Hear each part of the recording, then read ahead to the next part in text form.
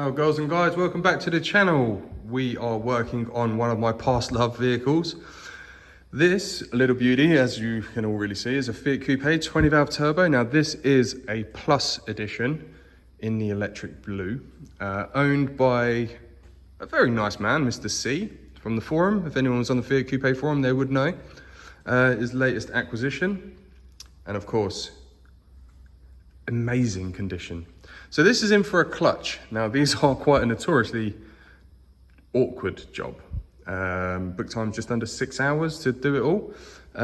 One thing that I'll always remember these is the starter motor. There's a third hidden bolt which is next to the block.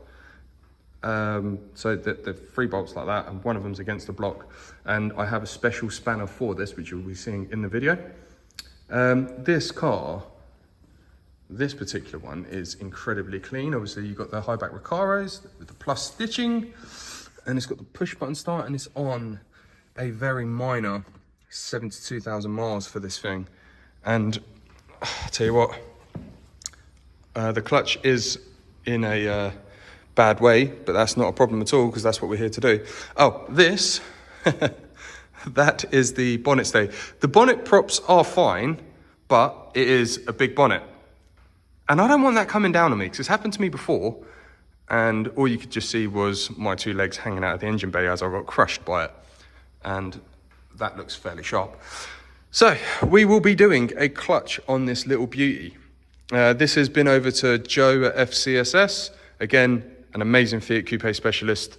He is the man when it comes to Fiat Coupes. I believe he's out of the country, hence why I've been passed the gauntlet to do this job. So we will be getting moving. So first things first, wheels off. We can get the drive shafts out, hub nuts. But what we're going to do is we're going to focus up here first. We're going to get the battery tray out, remove some of the induction system just to gain access to all the bolts, gear selectors, and so on and so forth.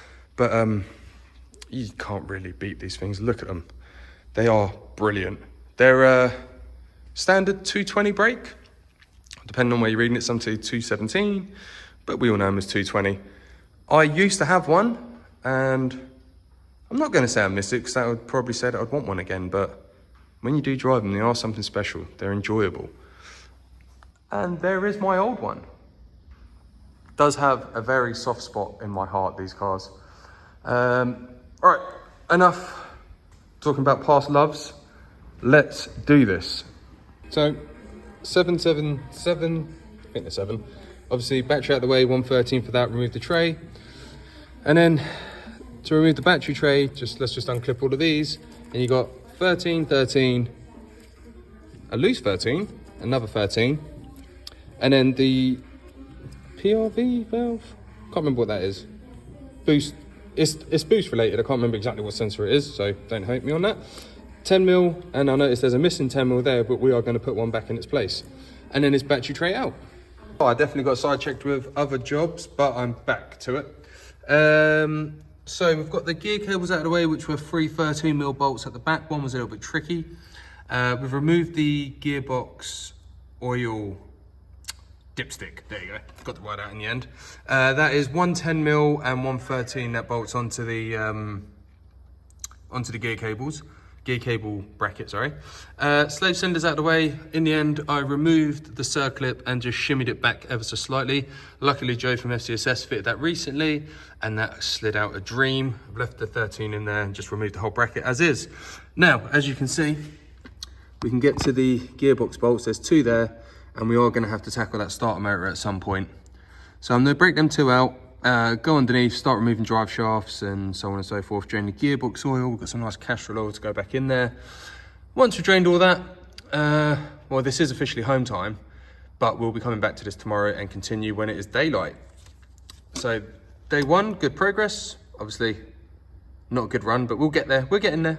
All right, so now we're going underneath. We've undone the lower arm pinch bolts, undone the 36mm hub nuts, popped them out, and remove drive shaft number 1. Now on this side we need to remove drive shaft number 2. It's a couple of 10mm bolts in there, and then we'll take that all out with a Visca drive unit. Well, Visca drive unit will come out separate, which is just in there. And then we need to start tackling the starter motor, which is not the best job. It's not fun at all, but we'll get there. Right, so this drive shaft's out. There's obviously 3 bolts that go up here. Pop the visca drive out. Now, the starter motor is out. Lower bolt that you can see there, nice. The one above it, a little bit awkward. The 3rd bolt, you have to go in this gap here and basically do it from here. So you slide the 13 where my finger is, long extension, go around the back of the starter motor and undo it. You have to literally work it between the inlet manifold bracket and the gap between the engine block. But alas, the start motor is out, which makes me very, very happy. Still draining gearbox oil, so now I'm gonna whip the lower engine mount out. Also the speedo drive. There's a plug there, disconnect that, otherwise you'll have a bad day. So yeah, now it is lower engine mount. Then I can proceed to unbolt the actual gearbox, which is just a series of 18s or 19s. And before you know it, with help with someone, because this gearbox is heavy, this box will be on the floor. All right, we're ready to go for the gearbox bolts. We've just plugged the drive shafts with some tissue for now. There was an earth here that we've taken off. The lower engine mount is all removed. There are 24 mils and a 19 mil, I believe, and a couple of 13s. Now, I'm gonna lower it down because I haven't undone the top gearbox bolts, which are just up there. So we're gonna get them off. And then I'm gonna probably remove that, lower it down and remove the bracket. Sorry, undo that bolt, lower it down and remove the bracket. I'm not using the tripod because it will get in the way when doing this job. So now to lower it down and start and get ready to get the gearbox off. All right, so remove 2 bolts, one there and one up there. Now let's go up and undo the rest. Okay, that was indeed a fight because it all went wrong. So firstly, what went wrong was removing the engine mount. And we've got snappity, tried to knock it out, but that wasn't happening. So I need to put that in the vise and heat it up. Why is there only 2 out of 3 bolts there? Well, 1 bolt, if it will focus, hold on. So this bolt here, you can see this shiny bit, no, it's too much going on there. So that took the threads out on the gearbox. So what have I been doing in the meantime? I've been tapping, tap and die. Found a bolt that's suitable, tapped it out, now that's okay. So, problem 1 sorted, haven't even changed the clutch yet. Problem 2, I've got to deal with the engine mount and go and get a suitable bolt from the machine shop, unless I have a spare, which you never know. Yeah, rather annoying.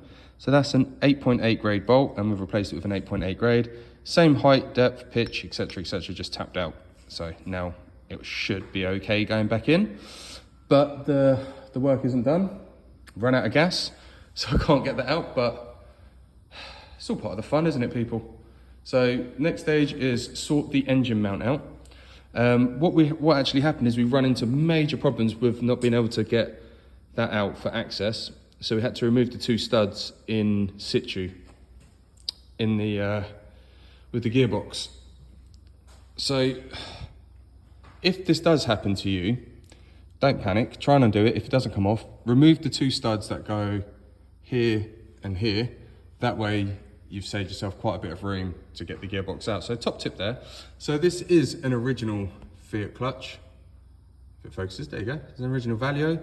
And we will be putting a Valeo unit in from the 147 GTA or the GTA engine, because same clutch, and at the moment there is an issue with these Valeo clutches where they are breaking for no apparent reason. Right, now onto the engine mount. Right, we are winning. I've had to beat that like it owed me money. We had to drill some of the burrs out as well, so that's what that is up there. But the good thing is things are moving. We just need to get it out now. We have 2 separate pieces, but I think the nut has come undone in there, so now I need to take that apart to retrieve it. But first things first, we need to see if the bolt that I've got will work.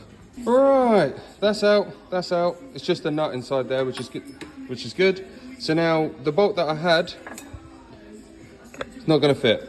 So now, thought I had it sorted, but now we need to sort a bulb out. Bolt. Jesus. All right, so we have extracted the bolt fully. Had to give it a little drill, so we gave it a little mushroom and banging it out. So now we have a replacement bolt. We had to change it because it was fine thread, and now I've gone to a coarse thread with a new nut because we couldn't get the exact same bolt, but it's fine. That is going to go in and it's going to fix our problem. So now we are back to doing it. All right, so this clutch was slipping quite bad. I think it's probably failed mainly due to age and there's no pressure in the springs anymore. It looks quite old and rusted. And it had a release rattle like that. Now, these are pull type clutches. So when you put all this all together, remember you need to get the arm and whack it in so it engages the release bearing into the pressure plate. Now, we've got the new Valet clutch. This is, like I said, a GTA 156 147 GTA clutch. All the bolts are in. Now we're going to get the clutch alignment tool, which is actually an input shaft from a failed gearbox that we've had in. There we go, locked in. Now we can tighten it all up. And if anyone ever wants to know what the inside of a gearbox looks like going into a clutch, there you go, you can see it now. Torque all these down. I can't remember what the torque setting is. I think it's like 20 or 25. I'll double check, but a lot of the times, not gonna lie, it is mainly FT.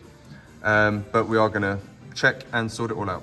Okay, so all the bolts are tight, not torqued, not marked, but I'm gonna slide this shaft out right now, and we want to make sure that it's all central and it lines up and it's all straight all the way through, because then we will get the gearbox on, and our survey says, very, very nice. Put that straight back in there. Ooh. Alrighty, so all the bolts are in and done FT. Couldn't actually find a torque setting, and we've paint marked them as well.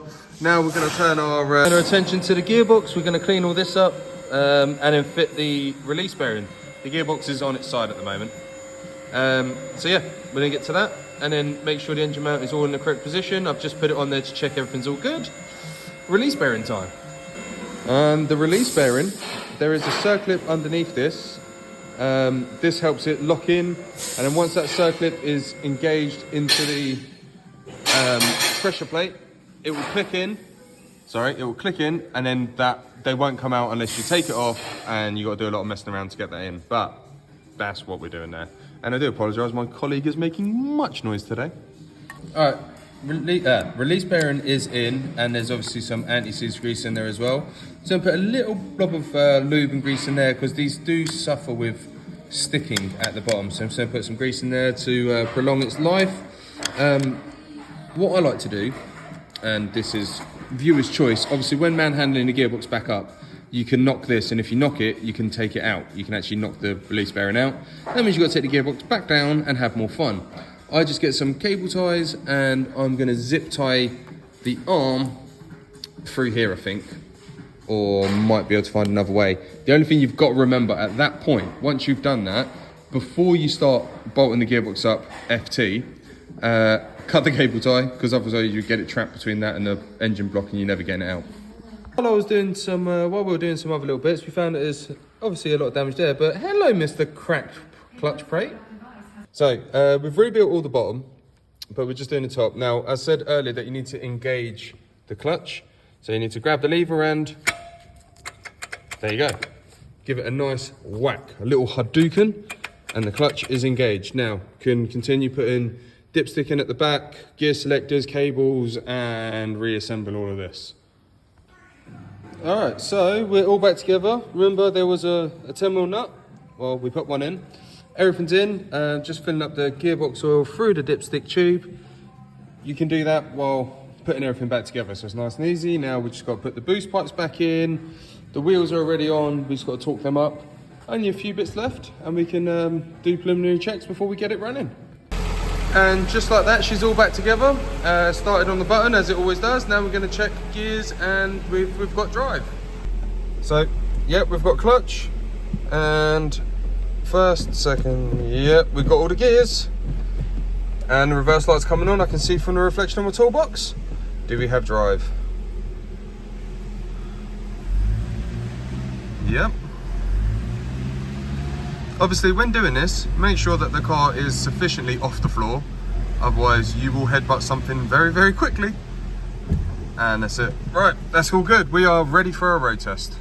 So, been for a nice road test. This one is driving lovely, so this one is done.